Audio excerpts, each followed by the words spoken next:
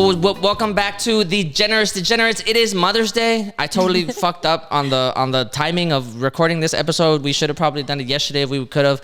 But our co-host Juliet is not here because of Mother's Day. My sister's not here because of Mother's Day. Actually, no, she's at a Coldplay concert, so she's over there trying to be a trying to get like everything out of Mother's Day that she possibly could, because she's also a mother. So she's all like, man, the way I'm gonna celebrate my Mother's Day is to not be childless. Yeah. Which I'm sure all of you mothers out there probably would be like, yo, that's the best Mother's Day gift ever, is to just give me a day to myself.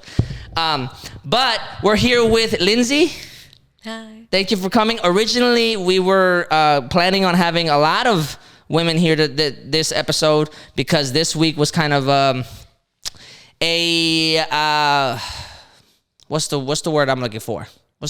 A tumultuous week, and in the news and politics. And we wanted to talk. We're going to talk about the leak of the Supreme Court document that talks about the it looks like inevitable overturning of the Roe v. Wade and Casey versus Planned Parenthood. The decisions that happened, well, what was it now, 40 years ago? 40 something, like 73. Almost. Yeah. I know Casey was in 92, right? Yeah, and Roe v. Wade was. And Roe v. Wade was a long time ago. Yeah. Yeah. So it's been a minute. It's been a minute, and we're gonna talk about it. A lot of people are like really kind of as they should be. They're very frightened, and it's been kind of a crazy week online on social media. And usually we like to have very mindless conversations, and we like to shit talk. But this is one of those conversations that unfortunately it has to be kind of a little bit more serious in tone. So we're gonna do our best to kind of get through it. And at the end of the episode, we're gonna provide links to organizations that are really helpful here in Houston. If you're watching this anywhere, how you can help, how you can advocate, and like the kind of things that you can do, how you can think about this in retrospect, and the kind of steps that we need to take as the political left to try to undo this and or soften the blow as much as possible. I feel like we're still gonna shit talk though. I think yeah. I got some smoke. I got some smoke for some of these people. So yeah, we're still definitely gonna shit talk. So the leaked document happened. Right. And primarily it's a leaked document. It's not a final draft, but the pragmatism in me has to come out a little bit. There is 5 justices that are politically conservative. There is what's the word I'm looking for? An absence of what's the word? Badassery in the Supreme Court, right? With the absence of RBG. Sorry.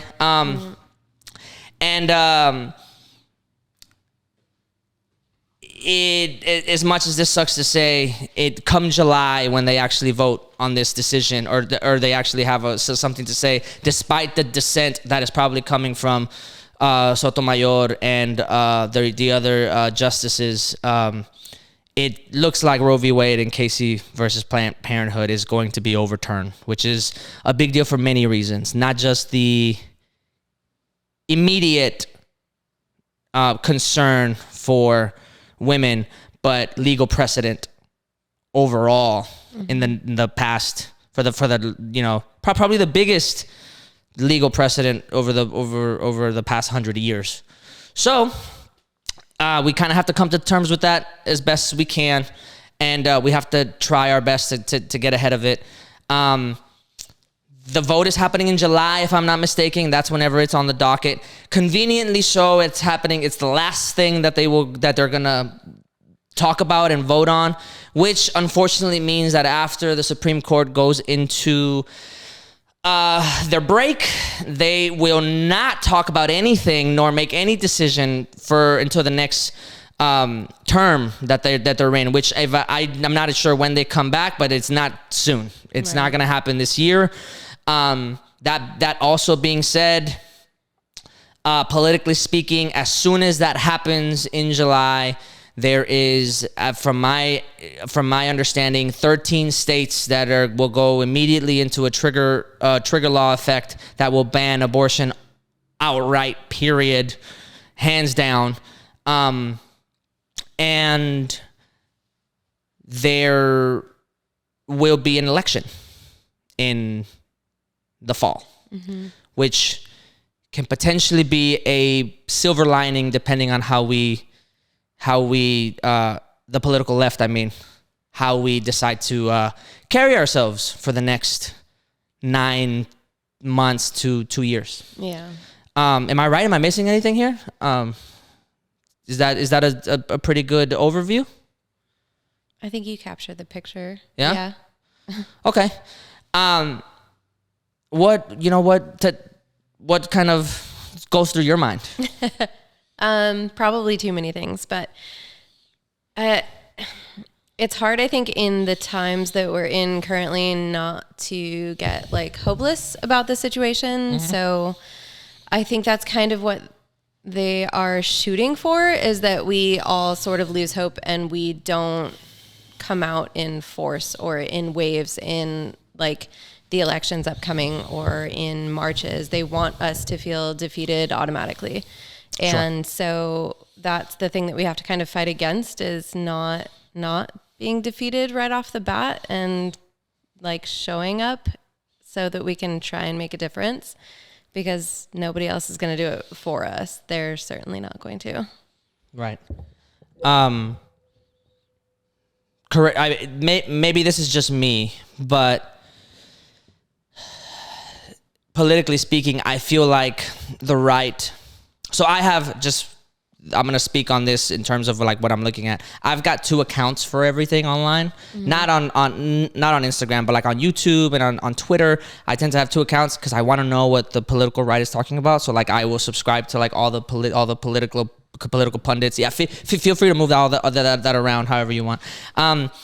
So a lot of what the political right has been saying is more so the sanctity of leaking the document, which I think is just a red herring, because they actually don't want to talk about what's happening. I'm sure they're in full joy about it happening, right? But politically speaking, I think it's bad timing on their part for it to happen, because it might, in some way, shape, or form, make people show up in droves come election this year. Right. And that's the hope. That's probably not what they want, because again, my pragmatism will show up. It looks like we were going to get swept.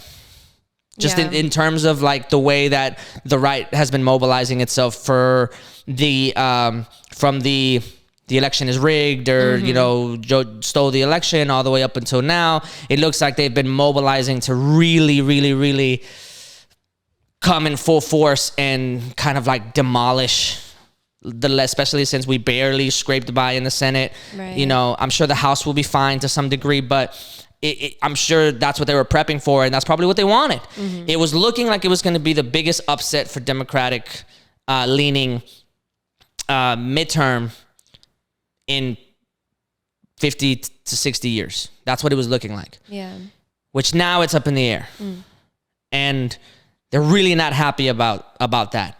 So it's a red herring, just right off the bat. They don't want to talk about the issue itself. Right. They want to talk about how it's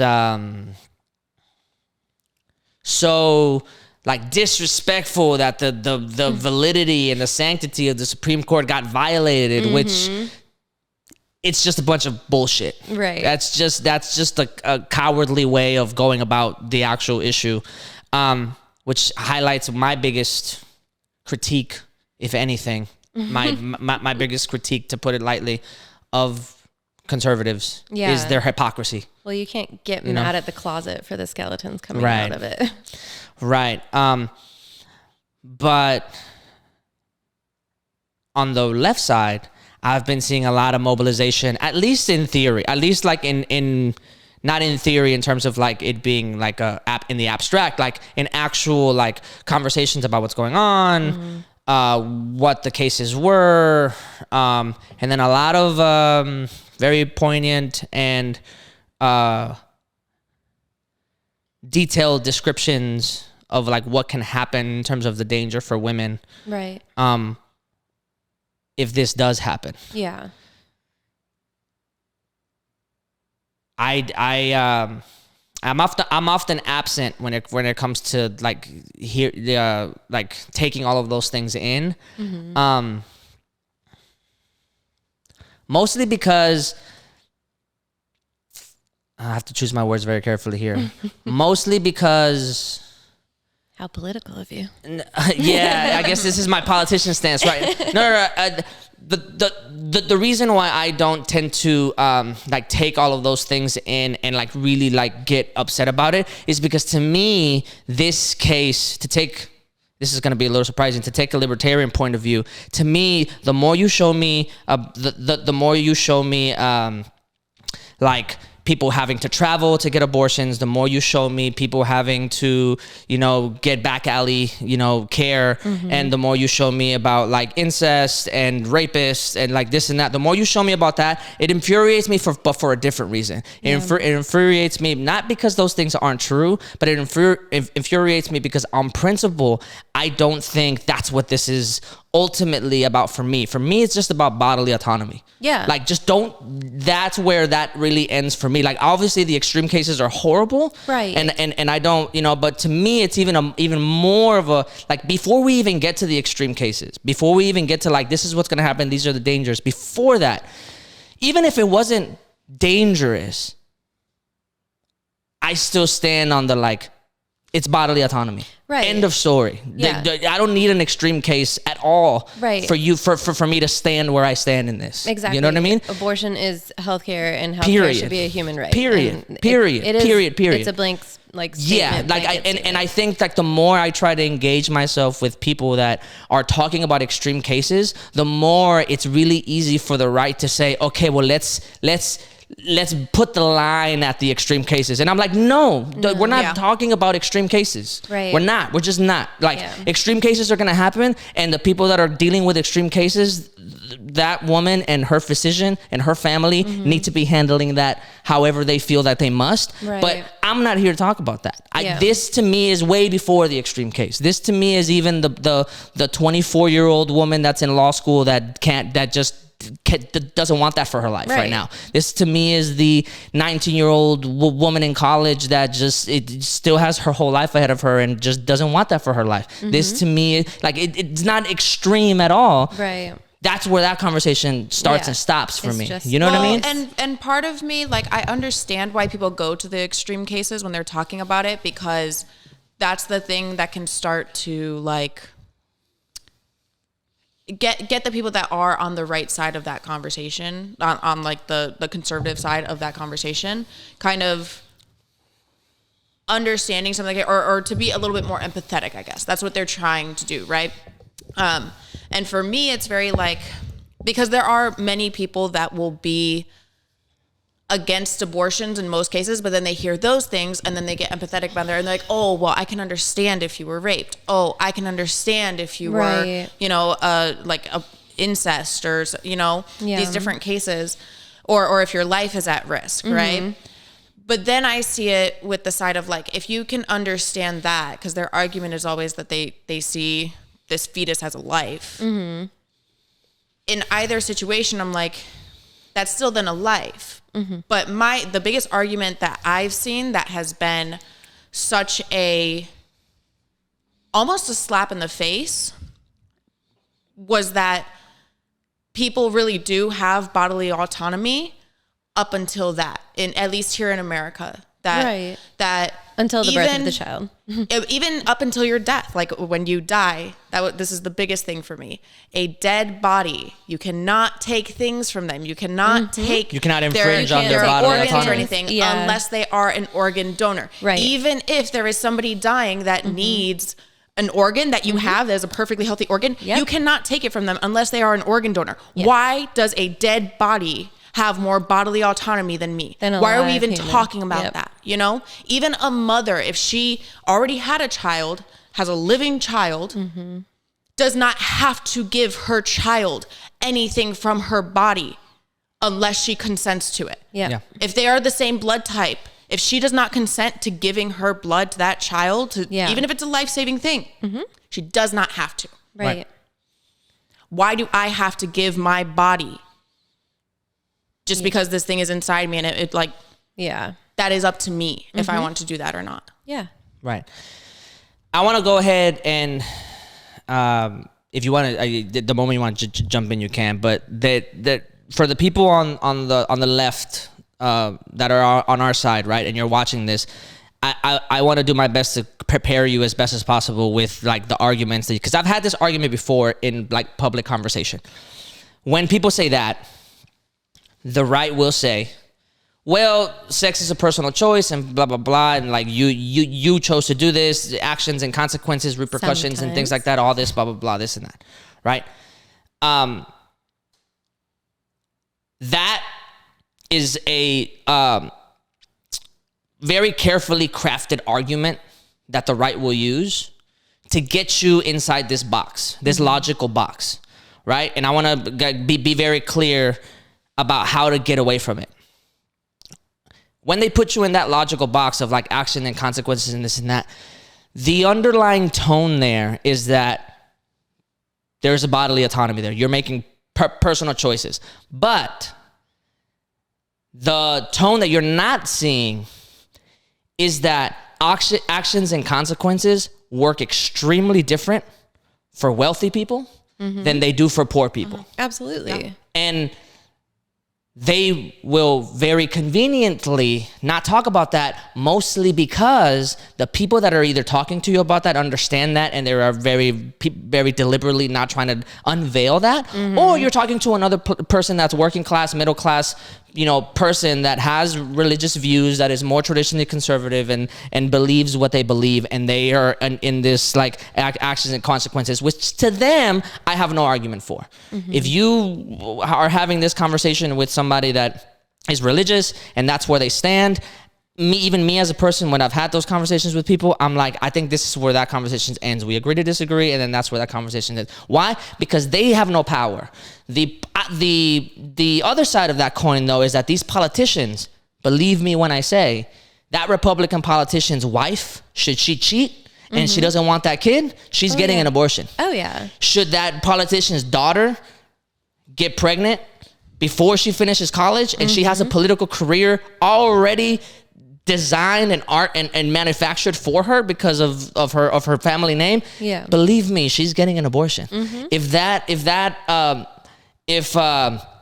politician cheats on his wife and has a mistress or whatever, and they're trying to get blackmailed because of this illegitimate child, believe me, they're spending money and they're getting an abortion. So fundamentally speaking, you are not talking about actions and consequences, because the people that are representing you are not following that standard in and of itself. Therefore, to me, that entire argument falls apart and is not even worth talking about. Well, and I have 3 points. I have 3 points of what it is that you just said. One, when people say like, well, you have bodily autonomy because you chose to have sex, right? It still comes down to this fact of, even with, but there was something specific that you said that it just made me think of like, your consequence isn't with, I'm sorry, I'm completely blanking now. I mentioned that some people believe that pregnancy is a consequence to a bad decision that you made, a dumb decision that you made. There was a different point that I was going to make, but touching on that part, it's just, I do think that there is a consequence to getting abortion, but I don't think it should be a legal thing at all. Going through the process of getting abortion, like that's not easy. Right. It should that's be a with lot on your somebody's physician. mind and stuff. And like that's what it is that you're going through. But there's also a consequence of if you're going through a pregnancy that you don't want to have, there's going to be a lot of consequences down the road of having this child and whatnot that both you have to go through, that this child has to go through. Like, right. And nobody's thinking about the future of that child whatsoever. Exactly. And nobody's thinking about the fact that, adoption and foster care is like the most miserable system to be a part of. They don't think about the fact that kid is now being born into a state that doesn't fucking provide healthcare for them. Right. Like there's nothing in the world providing for that child. So nobody's going to have an abortion for fun. Like they're not doing it as the thing of like, I'm going to touch on that in a little bit. Yeah. Trying to, you know, that they enjoy doing it. Like right. They are dealing with with a consequence of having to go through something that is so hard, right? So difficult on them, right? Yeah, these people are pro-birth. They're not pro-life. Yeah, right. You know what I mean? Yeah. Well, because they'd be pro the mother's life as well, you know, and they're not that either. Sure. So, is there anything specifically on your end that you like felt like besides outrage? Like, do you have experience in like this?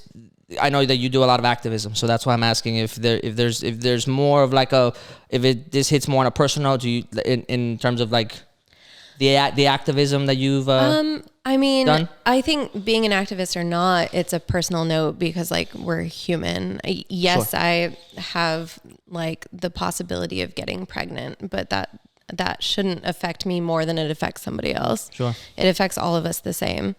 And so I don't know, I guess like the main focus in my head is that this entire issue is relating to human rights, but the problem is you have people like Alito that don't think that women are human, like that we don't deserve rights. We, especially like, I mean, he's quoting stuff from, you know, the 1700s as far as... Is he? I didn't even read like the full thing of the document because it's like 98 pages, bro. Like, come on. Yeah, so he's quoting stuff from Matthew Hale, who is like relevant in the 1700s, and it was mostly referencing the fact that women are the property of their husband.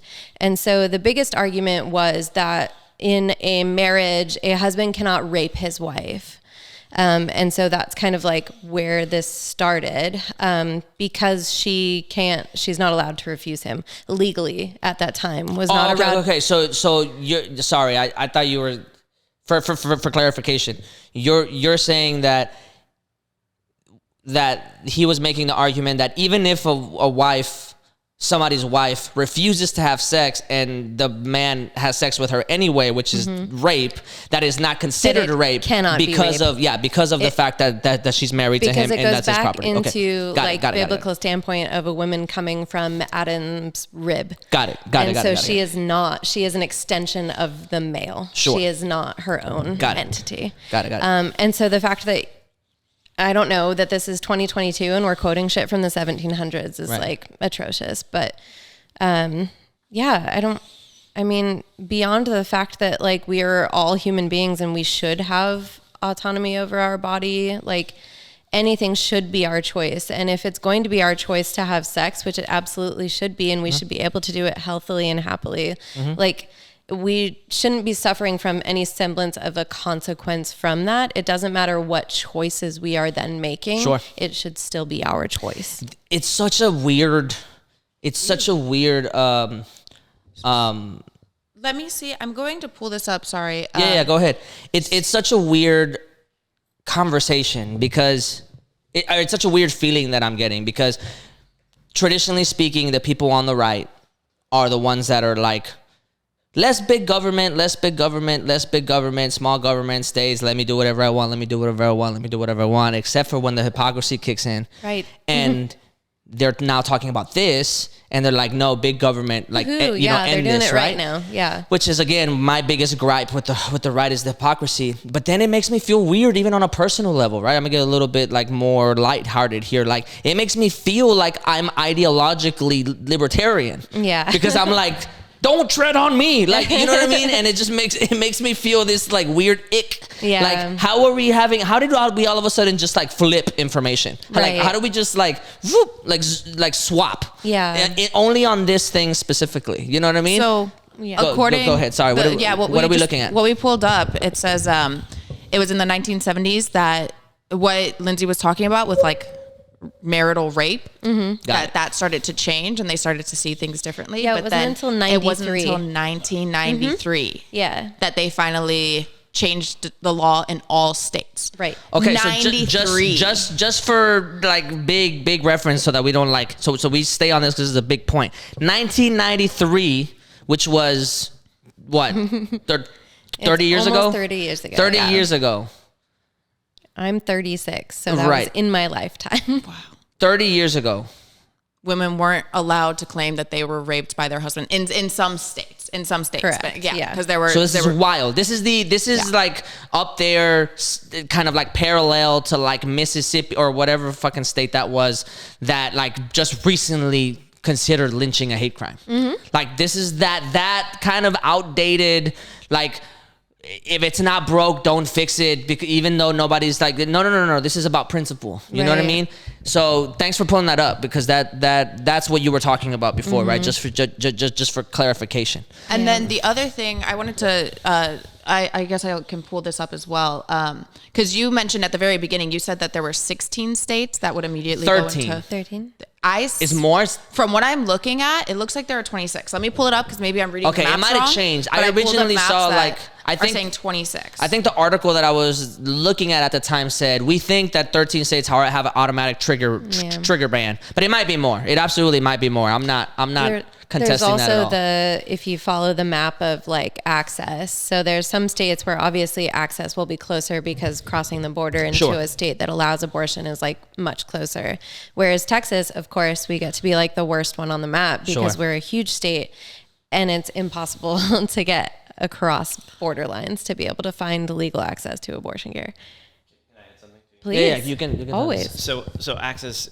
So hi, I'm just a random person sitting in the room, but I also have a public health degree, and I did a lot of work with reproductive rights back home in Arizona. And so one of the things that clouds some of these statistics a little bit that you have to think about is access, and specifically where states allow abortions to take place, period, right? And one of the things that a lot of states adopted in the kind of early 2000s is they rewrote what individual institutions would have to have as far as building codes in order to perform an abortion, right? And so what that meant is that you had to have a hallway that's double wide so that two stretchers, even if they only have one stretcher every other week, right? Two stretchers can pass by each other. They rewrote the actual codes for what these facilities have to have. And what that meant functionally is that the Navajo reservation is no longer able to do these things, right? Right. Or like because they don't get any funding to be able to build a facility. It's partially that, but it's also partially about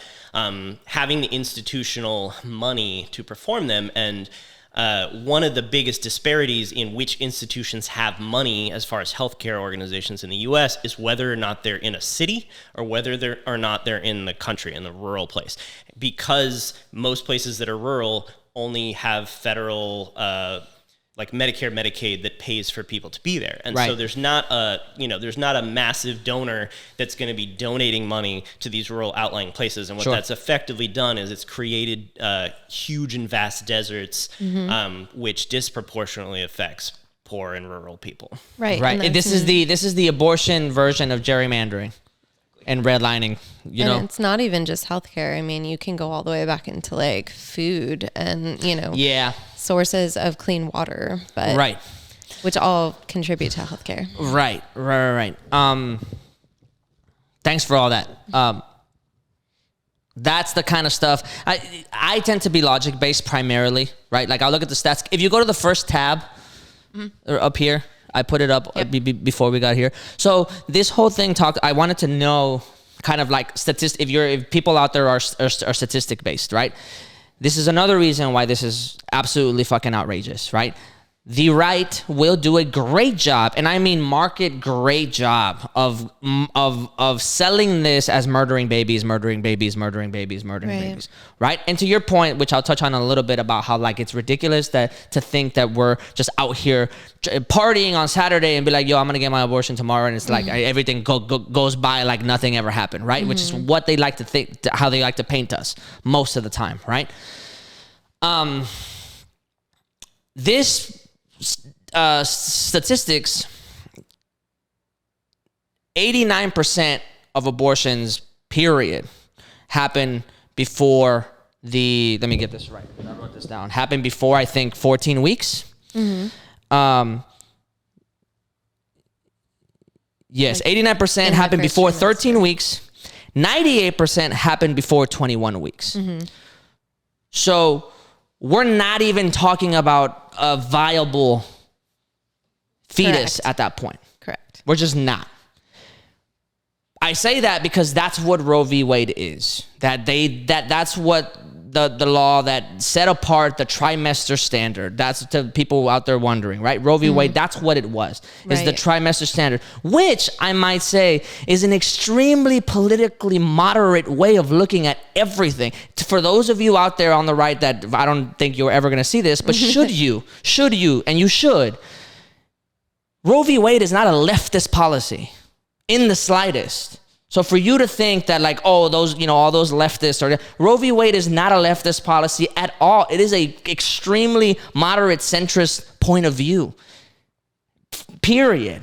Mm-hmm. And I don't know how else to fully say that. I know that culturally speaking, you don't believe that because we're in this ideological culture war about like wokeism versus right versus left versus right constantly because that's all we have. But make no mistake about it. It is a moderate position that Roe v. Wade took.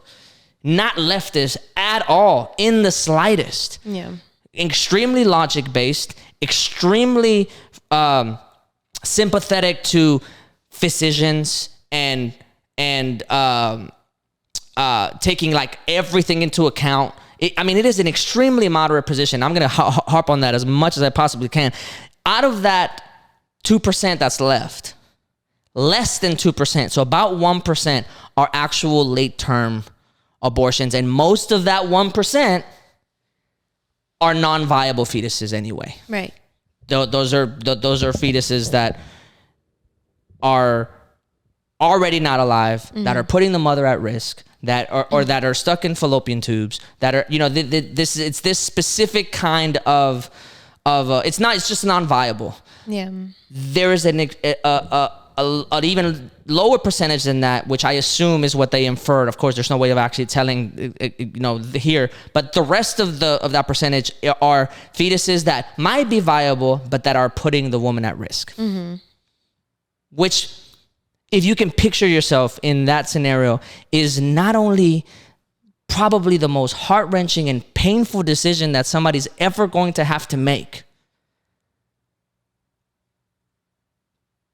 but statistically speaking, it is less than half of 1% of every single abortion happening in the United States. Right. Yeah, there's nobody out there that's like waiting up until the point that, up until 21 weeks into their pregnancy to be like, oh, now I'm going to decide whether or not I want to have this baby or if I want to have an abortion. Like people are deciding before that and making that decision. And it's crazy because even now in Texas, they passed it was up to how many?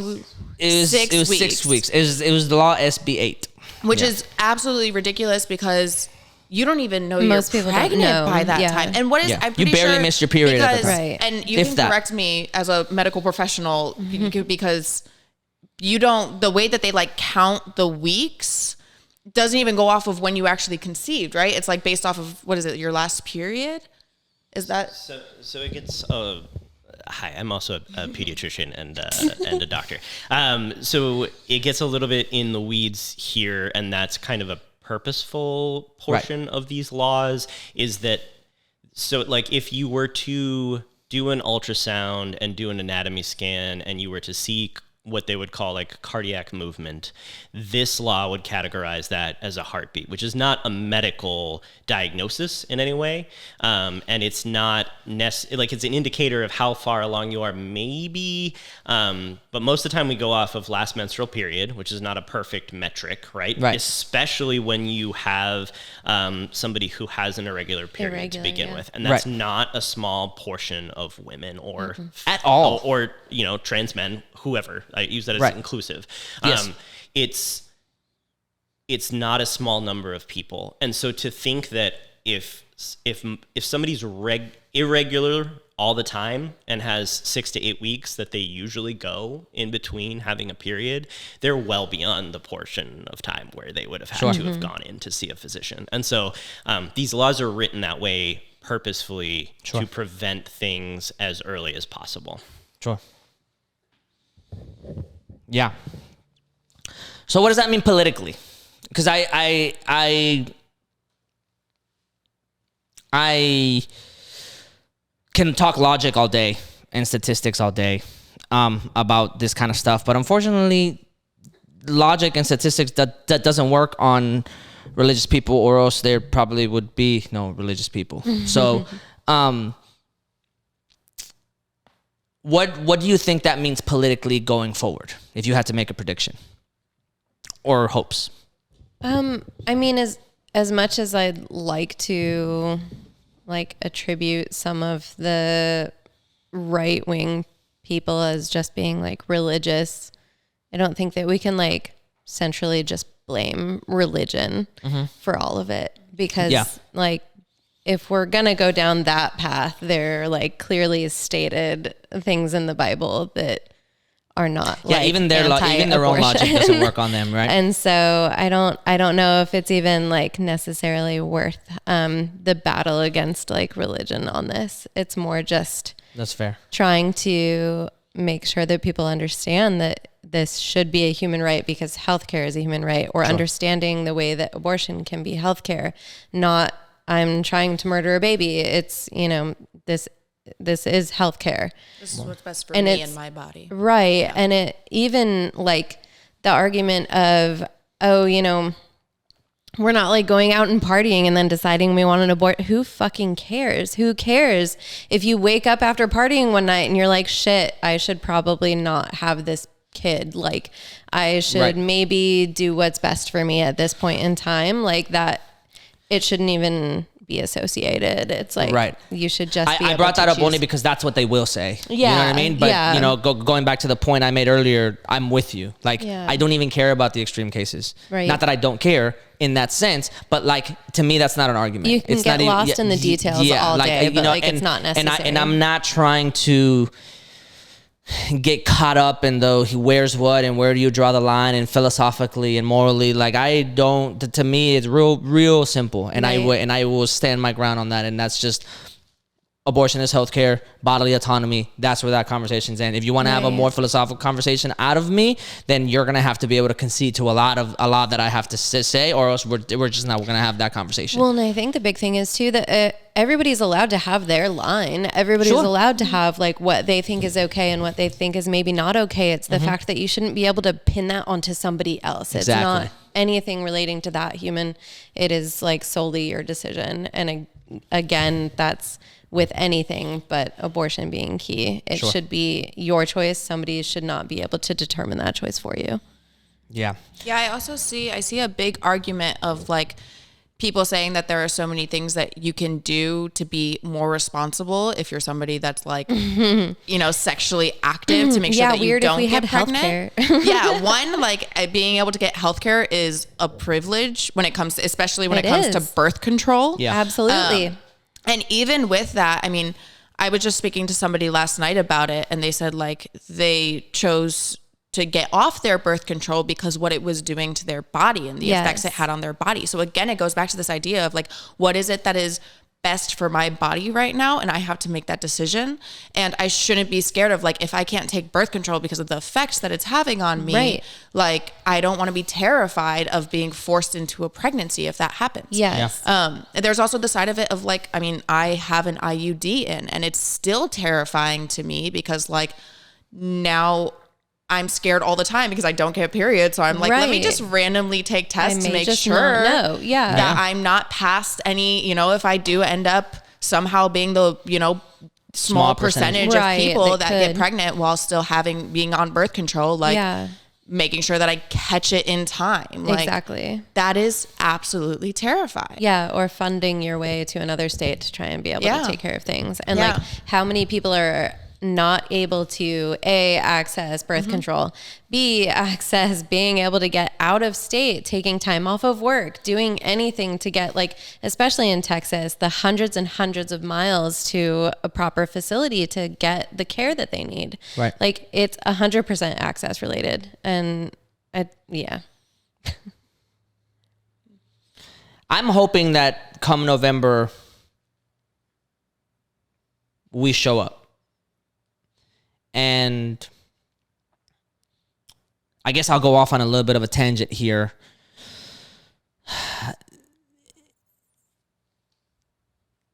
I'll probably have some specific words for like the right and their cowardice, but I guess for the left, and I'm not trying to be overly critical, but because I'm on your side ultimately. In 2016, when we were all raging about the lesser of two evils between Hillary and Trump,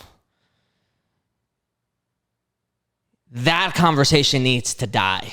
Right. This lesser of two evils conversation, because in 2016, a lot of really progressive people, the Bernie fans, the Warren fans, the Yang fans, like a lot of really progressive people thought of Trump as a joke and did not go out and vote.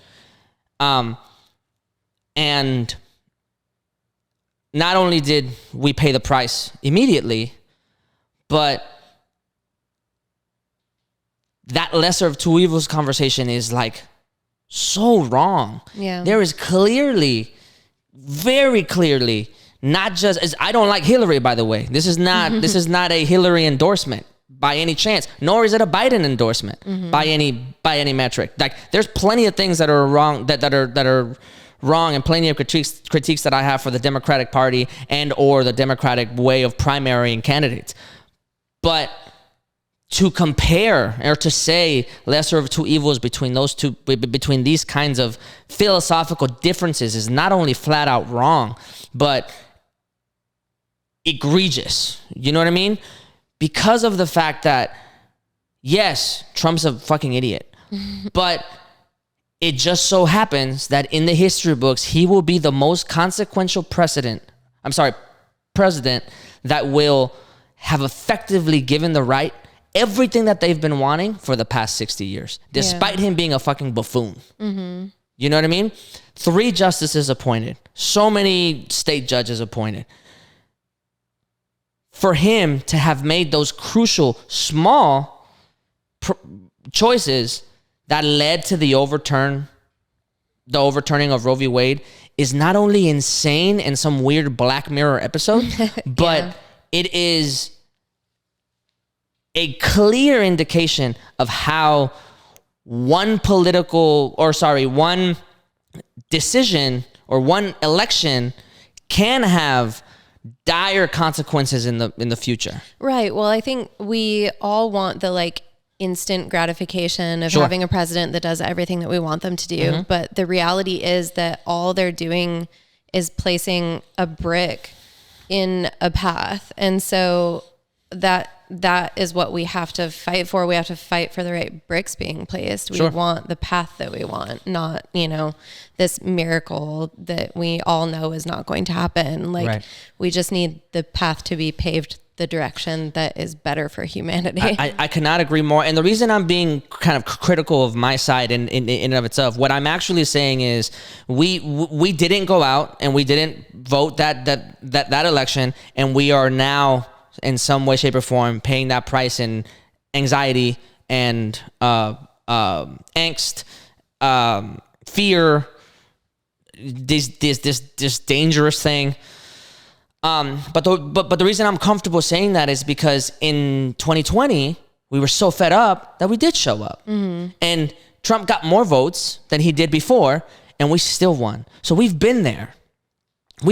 Statistically speaking, there's a third of people that voted for Trump in 2016 that did not consider themselves conservative Republicans at all. They just didn't like Hillary. And that is fucking absurd. I don't care if you don't like a political candidate. I don't like most of them. They're politicians. They're liars. That's the job. They're going to do what they do. But on a philosophical standpoint, you as a person need, at least now that we're seeing this unfold, we need to have a very thorough understanding that yes, gerrymandering does happen. Yes, a vote in Los Angeles is dramatically less than a vote in Wyoming. All of that is true. The Electoral College is fucked and it sucks, but there is still more people that are progressive than there are people that are conservatives. And we need to really stop doing this tap dance about like, oh, well, like we don't, if it's not Bernie, it's nobody. Like, no, because some of these decisions that are going to be made will affect us in the future. Right. And as much as I hate not having somebody politically that I feel I can really stand Aligned with, behind, yeah. right? As long as I hate not having somebody that really caters to the things that I deem important in my life, as much as I hate that, it's about the whole, not about the self at that point. Yeah. You know? And I really want to make it a point here to say that, like, we have to do everything we can to just show up and vote, just as much as we are reposting stories, just as much as we are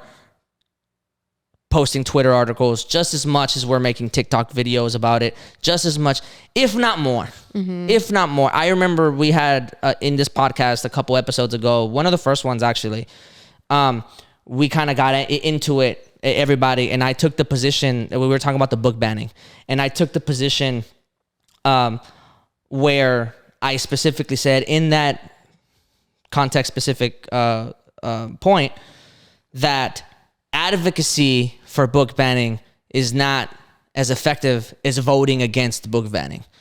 And I still stand by that, but I want to kind of bring back that point, because in that podcast I said, if you were the type of person that will post it over and over and over and over again but will not vote, you are doing the cause a disservice. Like a huge disservice. And I would even argue that somebody that doesn't post anything but votes for it or against it, or whatever it is that will do more. Right. You know what I mean? Because that is the way to get political change. The right has been extremely effective over the years of slowly inching their way forward and then taking a stand. Inching their way forward and then taking a stand. Inching their way forward and then taking a stand. And we have always wanted, just give me carte blanche what I want. And that's just not how progress has ever been made. We had another episode on the podcast where I specifically said, we've done more with a sliver of progress over the past 100 years than if they would have given us the entire buffet. Because that's the way progress works. It's never going to be carte blanche, blank check, rewrite, like write your country the way that you want. But if they keep taking a little bit and then saying, we've always had this, sorry, this is, we're not going to move, and then taking a little bit in 12 years, it might not be a lot in 6 months. It might not even be enough in a midterm, but you fast forward 20 years and they're way farther along to their agenda than we were. Well, and we have been. I think overall, we've seen not only our country, but the world in general become more and more progressive, right? Like we continue to inch in that way. So it's so crazy to us, to our society, to think that we would ever take that step that feels like we're just going backwards, you know? Yeah. So we're like that, like there are so many times in my head I've been like, that would never happen. But this is what I mean. They would never overturn. It would never, it never came to us. It never came to us as a possibility because we align ourselves and hang out and have discourse, conversation online, on social media, where we clearly see that the world is better off. We clearly see that the world has progressed. We clearly see that there are very, beautiful people of all walks of life that have different identities, that have all these this value to provide to the entire world. We clearly see that, and we're trying to have a conversation about it. The only problem is that, to some degree, we're not voting for the people that also share our sentiment. Yeah. And unfortunately, that is the real way to get to where we want to go. And go ahead. Go ahead. I think that like all this stems to the exclusivity of voting rights in the U.S. 100%. Any other Western democracy, it's not hard to vote. It's a holiday to vote. Right. There's a rank order system Sure. to vote. So like, Yeah, you don't ranked choice voting the is person you is like what we doesn't need. have to win, but you can still not throw away your vote. Like these are all critical voting rights access stuff. Sure. And it all kind of like it's intersectional, right? Like this is all about poverty. This is all about 100%. ableism. This is all like, and I'm fully guilty of this. Like I'm a white cis hetero man, and I'm in a room talking about abortion. Like I feel that there's a lot of intersectionality in what you get out of your healthcare based on what you look like and where you came from. And Same thing unfortunate goes for thing about voting. America is that it is not a right Yeah. yet. Yeah. Like, it should And that just goes to the point that I was making right now about like, what did the right want? Okay, the right wants to ban abortion. The right wants to ban same-sex marriage. The right wants what it wants, right? So how are they going to do that? They're never going to, they wanted that 40 years ago. They wanted that 50 years ago. That is a fact. The conservative policies since Reagan have not changed. They have not changed. And Reagan, for as much as he gets praised for whatever it is, he was a fuck shit of a president. and I can tell you that confidently because Reaganomics affected my neighborhood specifically. So it's like really near and dear to my heart, but they haven't changed. They just haven't changed at all. They've wanted the same things, but how do they get there? They don't get there by being as loud as possible about it and saying like, oh, they don't get there. They hush their mouths and they say, how can we get them to not go out and vote as much? So they gerrymander. So they redline. So they slowly inch their way. Okay, is voting good? Let's stop them from voting a little bit, just a little bit. And so they get a little bit done. Oh, let's stop them from doing just a little bit. And then let's change county lines and right, and they'll change county lines and they'll do it. A case in point example is Dan Crenshaw's political fucking block in Houston, Texas, of who he represents. You can go all the way, fuck yourself, all the way. And I said, but for the record, this is not a podcast that is affiliated with anybody. We are not losing any endorsementships. I pay for this shit all on my own. You ain't canceling me. Go fuck off all the way. I thought we were sponsored by Modelo. Yeah, I wish. No, it's Carbach. You see the nice little Carbach sign in the background. We just like beer because we're degenerates and that's our names. But still, you can get this work and you can go fuck all the way off. You know what I mean? Like that's fucking ridiculous. It is ridiculously insane what you represent. You're telling me that's not representative of the city of Houston? Oh, hell to the fuck no. Literally. Oh, God, it pisses me off so much. But that just goes to the point. The right is so strategic about what they want. What do you want? We want this. Okay, it's going to take 30 years, and we're going to have to do it this way, this way, this way, this way, this way. And that's my biggest critique of the Democratic progression is we want instant gratification, but we're not willing to make long-term political movements. We're not. My hope for 2016, whenever Trump got elected, is I wasn't surprised. I think to be more of a generalist, I think more white people were really devastated. But from my experience, brown and black people were like, I mean, they did. Another white guy president. We're not surprised, you know. So we weren't that surprised. The only thing that happens at that point is I was really hopeful that his win will create. Better say it like this: I would have been perfectly okay with a Trump presidency had that positioned and reinvigorated the left to create a long-term political movement, not just a big win in 4 years. Right. Like a true long-term political movement where we can see change in 30 years, change in 40 years. That's what I would have really enjoyed. I'm like, man, this is so crazy that it just might be the spark. And to be fair, Biden did win. We did get the Senate back. We only have one branch of government that leans conservative. So in theory, we did go out to some degree. But I was hoping that we would really mobilize the coalition of the Democratic Party into a long-term political movement, and we're still on, especially when it comes to established Democrats, they're still on some fuck shit. So, well, I think we hit that to bring it back to what you're saying, the lesser of two evils situation again, where everybody was like, I don't really want Biden in this seat either. Yeah, I don't like Biden either. Right. Yeah. And so they get fatigued by the decisions that they have to be forced through because they don't have a winning candidate in their mind. Right. And I agree with you. Ranked choice voting would be phenomenal. You know, people talk about a third party all the time. Ranked choice voting for me, two things can happen that would make me the happiest person in the world: Citizens United getting thrown the fuck away, and ranked choice voting whenever it comes to every candidate, gubernatorial races, mayorships, school council meetings. I don't give a fuck. Ranked choice voting all the way from top to bottom.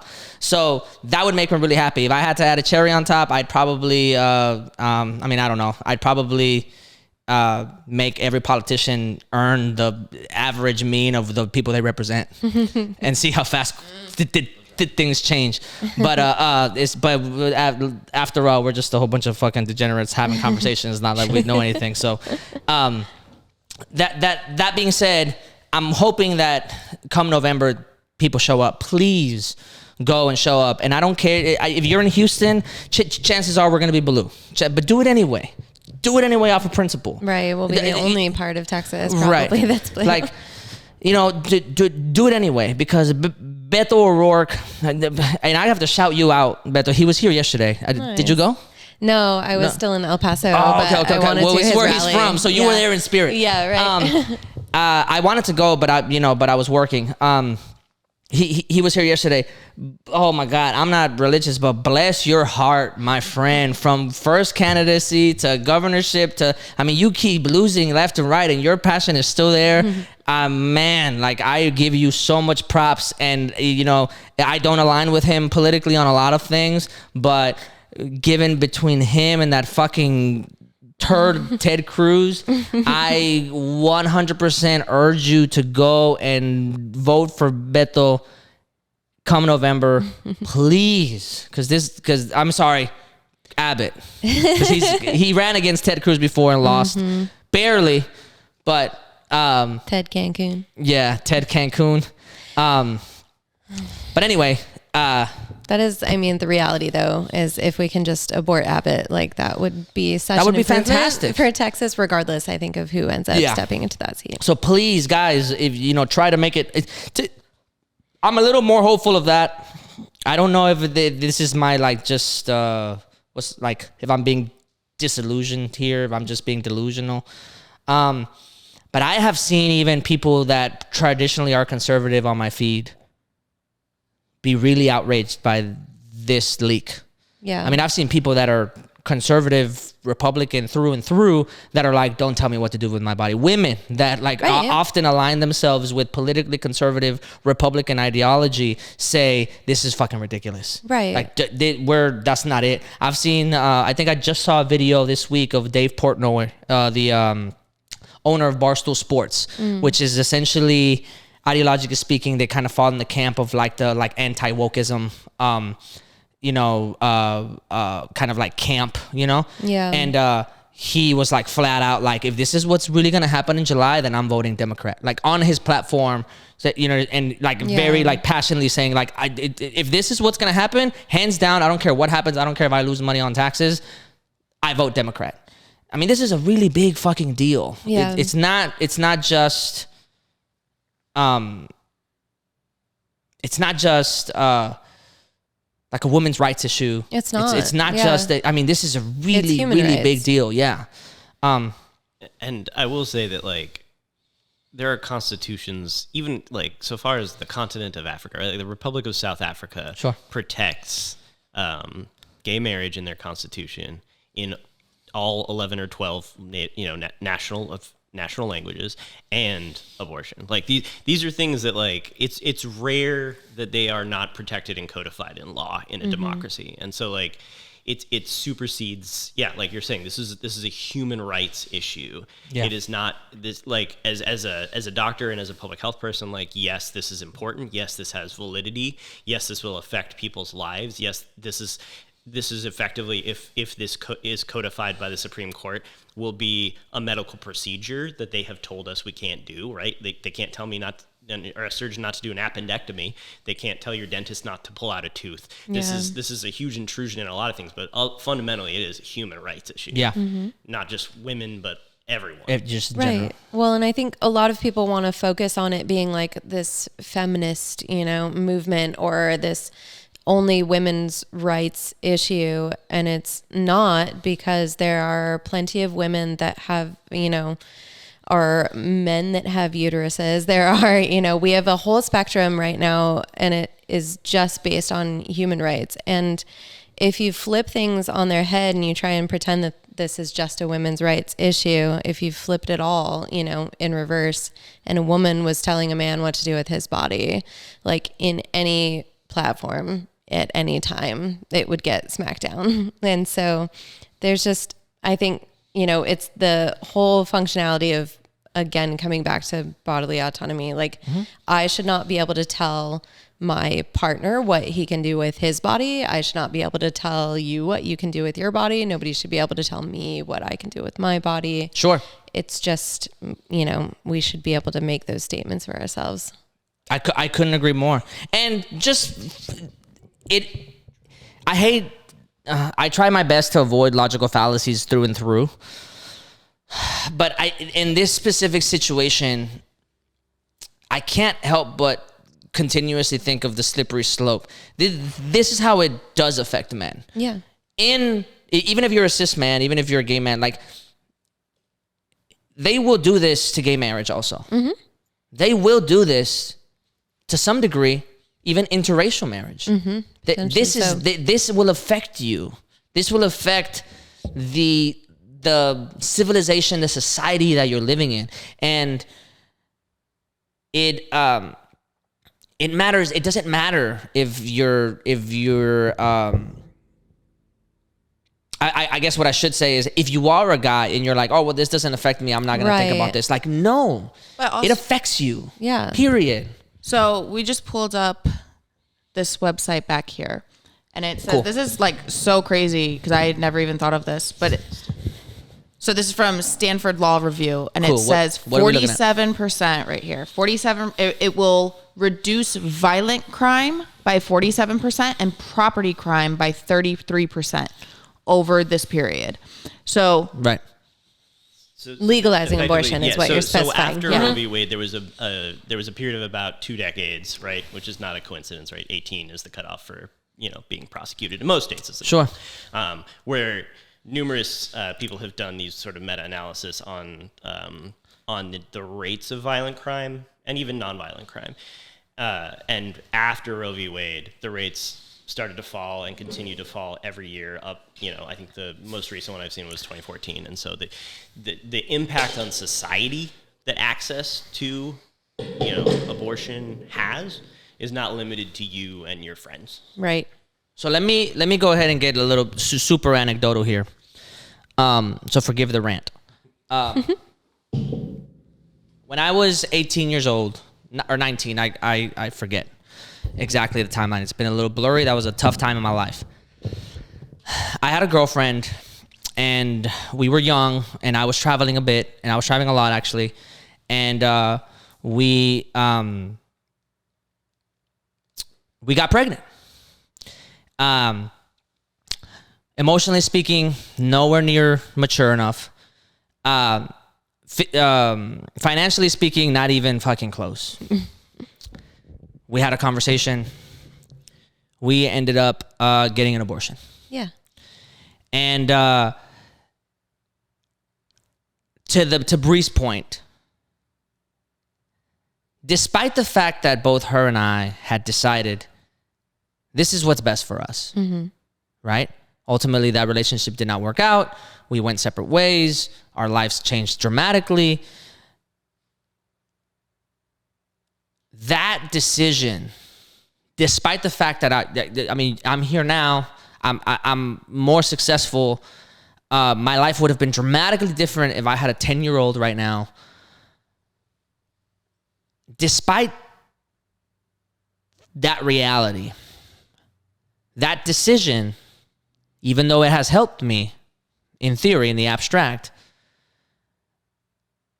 there was so much emotional turmoil that I had to deal with as a man, as a person, as a potential father at that point. So many things were going through my mind, a conscious person, that I had to deal with even past that relationship.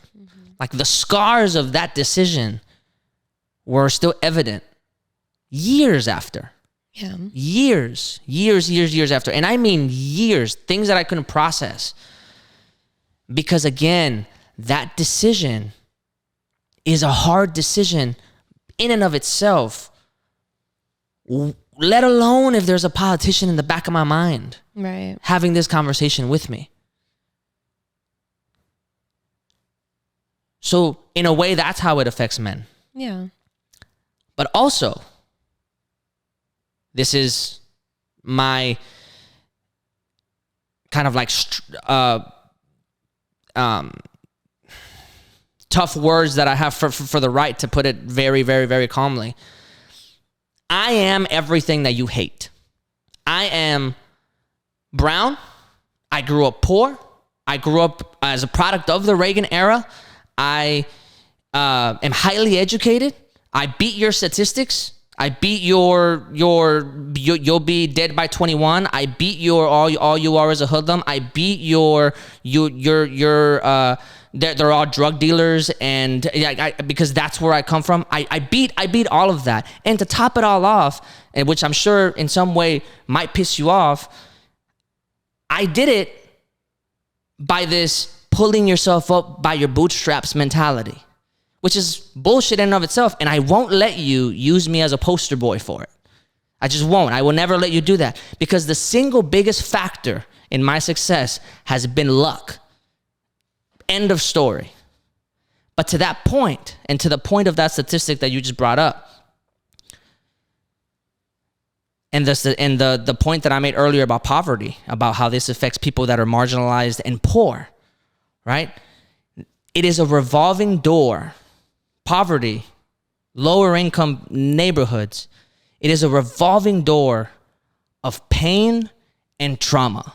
And this decision, this law, whether you like to admit it or not, is deeply intertwined to the fibers of that trauma. It is deeply intertwined to the generational cycle of how people grow up and what they have to deal with. Because inevitably, whether you like it or not, we are not a perfect society. So whether you like it or not, there will be people like my parents, like their parents before them, that are growing up without fully realizing who they are, how they want to live, their emotional maturity, that are making decisions that they have to live with the consequences of, but then have to raise people in these kinds of environments. And if you are creating a society with no health care for people, if you are creating a society with no access, with no education, with no funding towards those places that need it most, and then on top of that, you vilify them, you're just a fucking coward, an asshole, and dead wrong. Because you cannot expect people to end up like me just because of this abstract philosophy. There are very practical things that we as a society, that us as people, as a community, and our politicians can do to, in 20 years' time, long-term political movement, all these words that I've been saying, to get us closer and closer to getting really, really, really, really, really close to the eradication of poverty as we knew it. Because you're not going to sit here and tell me specifically that I don't sympathize with that struggle. I do. You're not going to sit here and tell me that I don't sympathize with the currently the opioid epidemic, which is tragic, and it is primarily affecting rural white people. But I feel for you because I come from there. My friends died because of overdoses. It's deep. I care about it, right? The only problem is that people on the right are convinced that these politicians have your best interests at heart. That rural opioid epidemic will get solved with leftist policies, not with you hating who I am as an immigrant, not with you thinking that I'm trying to steal your job. It's absurd. Whether you like to admit it or not, this decision, this law, if it was available for everybody, healthcare was available, if all of those things that I'm talking about were put into motion, not immediately, to talk again about how that instant gratification works, not immediately, generationally, we can see dramatic progress. Dramatic progress. Well, there are people right now, sorry, I don't mean to cut you off. You're good. There are people right now, there are brown and black people right now that probably lean conservative, that are an indirect consequence of that lack of poverty that you were talking about. Do you know what I mean? when that, after that 18 years and that lack of poverty and that lack of crime happened, those people that experienced less of that probably became more successful. You had kids that grew up to be more successful that now have the luxury of saying, you know what, I lean politically right. Without understanding that part of the privilege that you got to have, if any, was because of things like this. If you want America to be the best it could be, we as people need to be the best that we can be. And the only way to have us be the best that we can be is if you trust that we know what's best for ourselves. And that is true whether it's me, whether it's you, and that is true whether it's a woman, that is true whether it's a trans man, that is true, period, point blank, end of story. This is why I stand firm on this is a bodily autonomy issue, not anything else. You know what I mean? I feel like so many people lean towards like abortions being the issue, and that they think by passing this that abortions will no longer happen, but it just means that safe abortions are what aren't going to happen anymore. And it's just faulty logic. Cocaine is illegal, but hello, Wall Street bankers do cocaine. I promise you that. Like immediately, I've met them. Immediately, as soon as it came out, I seen people posting about like different herbs that if you take too much of them can cause, and like just all these different like things or medicines that could cause that. And then it becomes really scary though on top of it, because even then with women that get pregnant and end up having a miscarriage, I feel like there's going to be a lot of, how do you find out if this is, a miscarriage that somebody they wanted to go through with this pregnancy and they don't know why it happened, or if something did happen that they were trying to give themselves an abortion, and how they're going to legally go about that, and I feel like it's terrifying even past that. Yeah, exactly. Like there are going to be women that are going to be, I don't know what consequences they're planning on doing, if it's jail time or what. The Texas law attempted to have a bounty hunting fine, right? So if you were a doctor and you were found to have performed an abortion and somebody called you out on it, they get $10,000 from the state of Texas, right? That's punitive. That's your tax money, by the way. Oh, absolutely. But like the nuances of these laws is they're not going to stop there. They're going to keep doing those loopholes to try to dissuade people from doing it. Yeah. To that point, I want to tug on that string a little bit. Do you know, I tried to find this information and I didn't know. I know that people weren't up in arms. I wanted to talk about the practicality of the laws and how they would essentially try to figure out that this is happening. To what do you know to what degree SB 8 has been effective? Like, do you know if people have been fined, if people are actually like coming forward and outing people? Like, do you know if that's actually happening? I think that there has been legal challenges to parts of the bill, and I don't know to what extent, and so I can't speak to. But I know that it's law right now. Well, yeah. So yes, but I know that there's also legal challenges against it, and so parts of it have stood. I think while the like court cases are going through. But I mean, I can speak to working in a neonatal intensive care unit. Like the number of tenuous preterm infants has gone up, and that's not going to stop in Texas, right? And those kids, if they survive that age and make it to a later age, which, the mortality rate of being born at 23 weeks is something around 90%, right? And so even if you survive, you're going to be very technology dependent, and Texas doesn't pay for health insurance for children very well. So like this is going to be a cascade of things. The laws are purposely designed to have a cascading element to it. So like they put a bit of it that'll encourage people to turn doctors or nurses in. They put a little bit of it that makes it that you have to drive an extra 250 miles. Right. This is the, like you were talking about, the chess strategy of trying to get these things to not happen. That's a great way to put it. Yes. It's like you were saying, it's a long game, right? Yeah. These things, my mom was a sex educator. I grew up in Arizona. I remember when these laws incrementally got passed through the Arizona state legislature, when they wanted it to be, you had to have an attached ER or like a surgical unit to your place. It couldn't just be the standalone Planned Parenthood clinic anymore. Right. And that happened in Texas, that happened in Oklahoma, that happened everywhere. It's a copy paste thing, and states are going to start adopting all these. Right. It's gonna keep going. Right. And for the record, they are so good at the long game. And there goes my point. Like, politically speaking, I hate it, but holy crap, are they good at that game? It's scary. And as much as I love where we stand, like as much as I love our party and who we stand for and everything we do, man, if there was more organization, we could kick fucking ass. You know what I mean? Like, for decades. I digress. That was my like logical rant. I'm an artist. We're all artists in here to some degree. Or to a large degree, I think I classify myself primarily as an artist. And historically speaking, the big changes happen in art first. Interracial marriage, the end of segregation. It all happens in art first. It all happens in music. It all happens in poetry. It happens to put it really cheesy, it happens in the heart before it happens in the mind.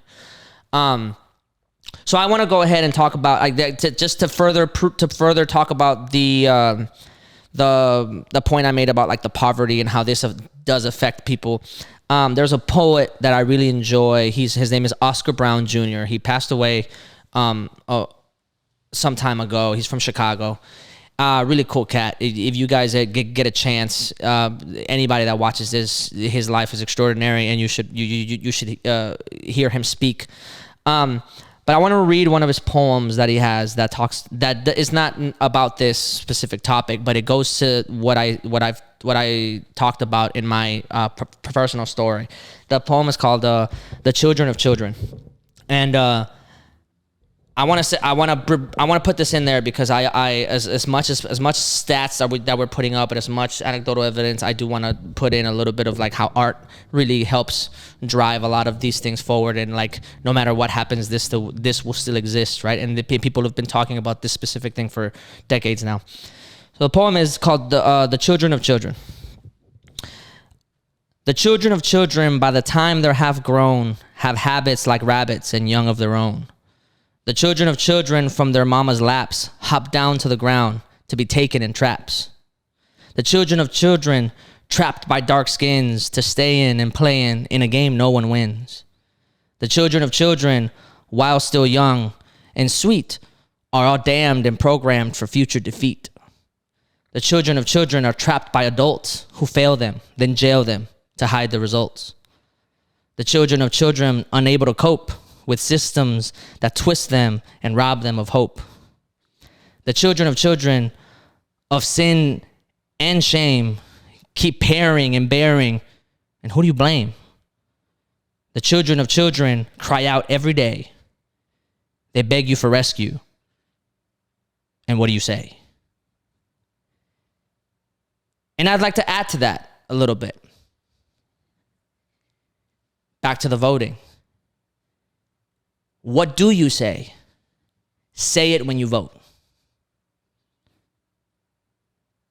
Say it when you vote. Because that's what they're asking of you. You can be a small domino effect for that rescue, metaphorically speaking.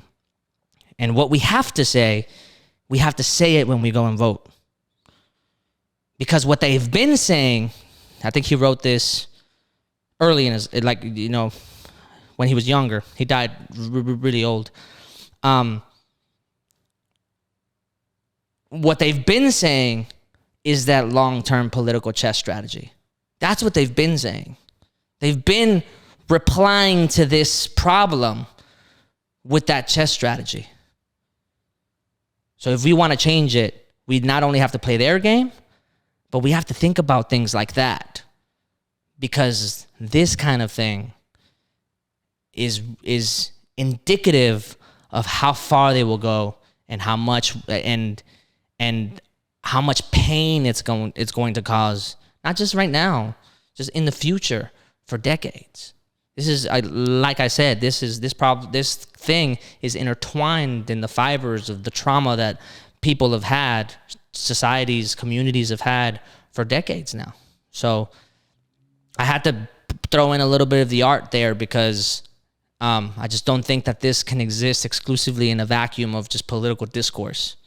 I want it to exist in every framework of like the society that we live in, and more importantly, the way that we get affected as people.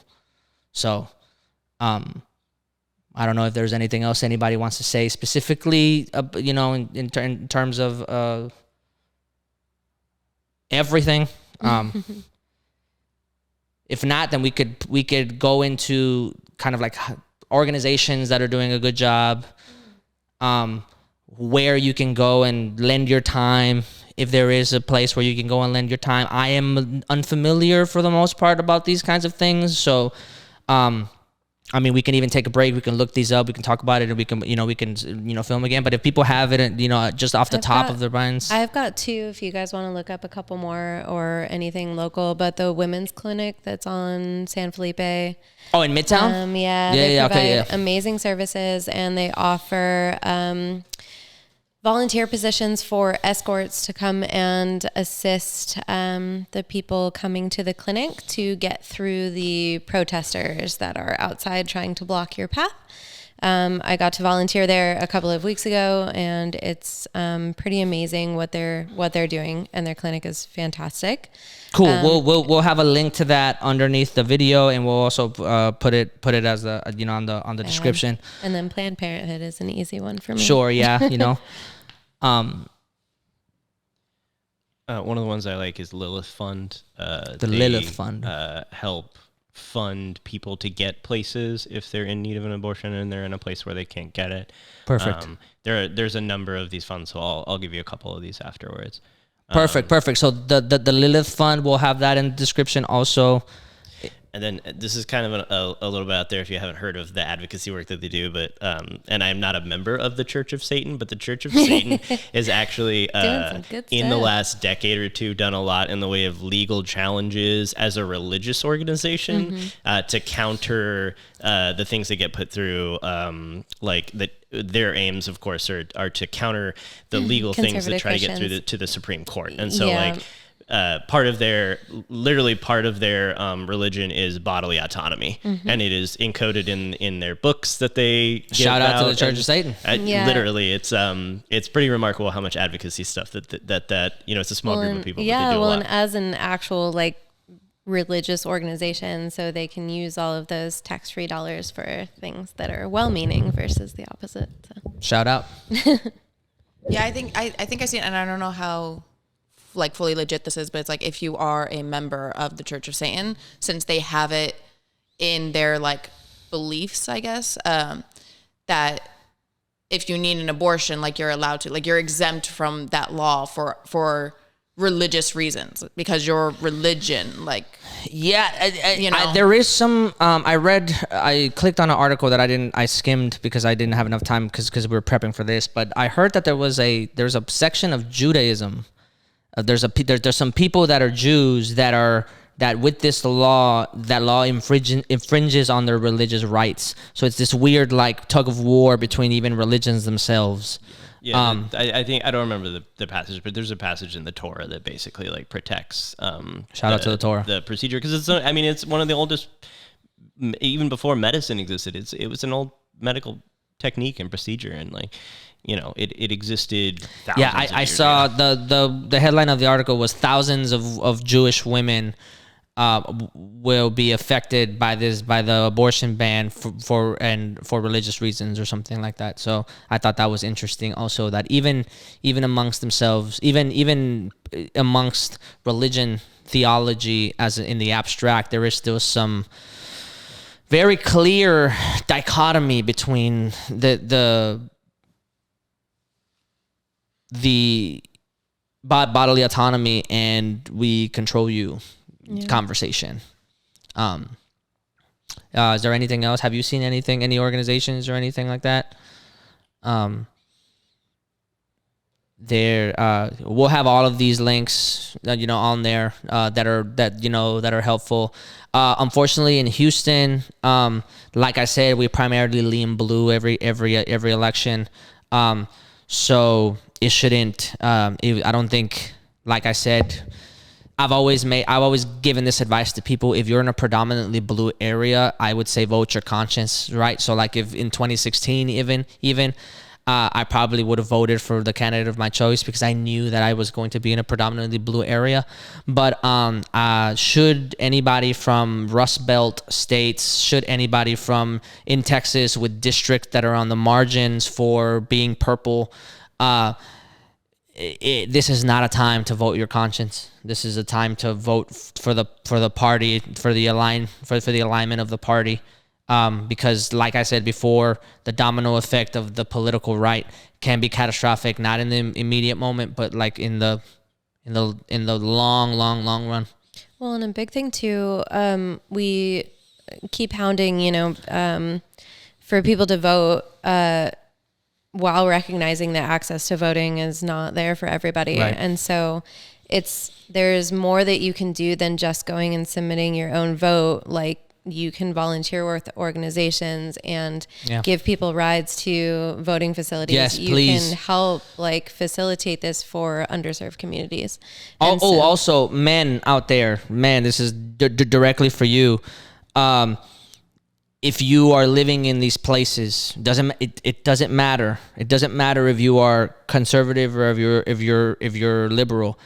If you are with your partner and you are sexually active and you know that this is going to take place, it would serve you well to have a conversation with your partner about how to handle your further sexual experiences. Vasectomies are reversible. There is a birth control pill that is in the process of going through human trials. Maybe you know about this to some degree. Yeah, it's one of those things where I haven't heard a lot of news in the past couple years. Get a vasectomy because we don't need to keep pegging this onto the females every single time. You can aid in that, and the reason I say that it doesn't matter if you're conservative, if you're liberal, is because sometimes, despite whether you're on birth control, sometimes things do happen, and if you are politically conservative and you have a life ahead of you, and you have to figure out a way to secretly go behind what you vote for, it's still going to be a fucking hassle for you to do it if you are working class, if you are middle class, because you are not wealthy like these politicians, and this will affect you in that case. This kind of thing is for everybody. So I have one other question to see, just and we might not know any, or there might not be any specific ones to talk about, but there are obviously a lot of organizations that are there to help and assist and support abortion rights, but do we know of any that we shouldn't look at, that claim to be, pro-abortion or anything that we know we should stay away from, that don't necessarily I didn't even think about that. do the things that they say, There are, this is kind of tangentially related. So there are a lot of organizations, and they are hard to spot at face value sometimes, that are against abortion and will advertise themselves as a women's health or reproductive health center. Yeah. But in actuality, they are, not ever going to refer you to an abortion provider. Right, there's just a bunch of nuns in there in disguise and they're going to show you pictures of dead fetuses, right? Or aborted, Oh yeah, the problem, I hate those things too, because from a medical perspective, you don't know what happened with that, right? You don't know if both mom and baby were in a car accident and they tried and they couldn't get it. There's zero medical context, and so anybody who shows you photos like that is, as being far as I'm disingenuous. concerned, they're a terrible. They're basically soulless human being. You're a piece of shit. If you're out there showing, I know he's being real cordial about it, but if you're out there, if you're out there showing people pictures of horrendous pictures of babies with no medical context or no historical context or anything, you're just a piece of shit human being, just like your cowardly politicians. End of story. You go fuck yourself. Right. I mean, their biggest fight is that they will state how many options you have, not actually realizing how few few fucking options that these people have. Right. And so, yeah, there's no way that they can just guilt you into choosing adoption and then never supporting that child. Sure. Yeah, because like you said, the foster care system is fucked. Trash. Just in general, trash. there's a lot of changes that need to be, and this goes to the point that I'm making. Like, this thing is deeply intertwined to the fibers of what it means to be a middle class, working class person, because of the fact that we don't have healthcare, because of the fact that if we were all really pro-life, we would be trying to help the foster care system. We would be trying to fund these schools in lower income neighborhoods so that in 10 years time, the preschool class that it started with can learn financial literacy for the first time, can get their parents out of generational poverty and get them to slowly start building some sort of inkling of generational wealth. We could get there if we were thinking about all these small productive things of people that are already alive, people that are already here, people that already need our help, people that are already addicted to opiates, people that are already struggling, the veterans that are homeless. So much talk about you guys supporting the truth, but I don't see jack shit when it comes to the VA. All of these things, are intertwined to themselves. They're not independent issues. They are deeply, deeply embedded with each other. Deeply. We're focusing on a cog instead of recognizing that the entire system is failing us. Yes. And I say that comfortably. Because I can guarantee you, when you compare us to wealthy people, we have more in common with our way of life and what we do to each other, despite political ideology, than we have with people that are making millions and millions and millions of dollars from ExxonMobil or fucking a BP, or these politicians that are insider trading before a pandemic so that they can get stock and all this. But all of that shit, we have more in common with each other than we have with Nancy Pelosi. We have more in common with each other than we have with Ted Cruz. We have more in common with each other than we have for Mitch McConnell. We just do, and we have to start thinking that way to some degree, despite our political ideology. But I am hoping to God that those 1/3 of voters that were independent, or those socially conservative people that can recognize that this is a big deal, will slowly start to, even if they keep quiet, will slowly show up for these kinds of issues, and they can deeply see how this is a deep infringement on our rights as American citizens, as people in general. So if we find any more, I'm sure this is going to be an ongoing conversation to some degree as we get closer to July. So if more developments come, we promise that we're going to keep trying to have an open discussion and open conversation, and potentially debate to get some sort of perspective and clarity. I would like for more people, I know our hosts, our other hosts could not be here today, but should there be more development, we are going to keep talking about this on top of the usual crazy shit talking that we usually do. So if we find more information and organizations that are doing a great job, or more concerns, we would definitely talk about it again. And we'd love to have you back, both of you. Both of you. We film once a week, so if you guys want to stop by, then you are always more than welcome. There's always a seat and a microphone available for you guys. Thanks, dude. Is there anything else that people that we missed? Did we hit all the points? I think it's a solid start. Yeah, right? I think so. We'll just turn up. Turn up. Who wants another beer?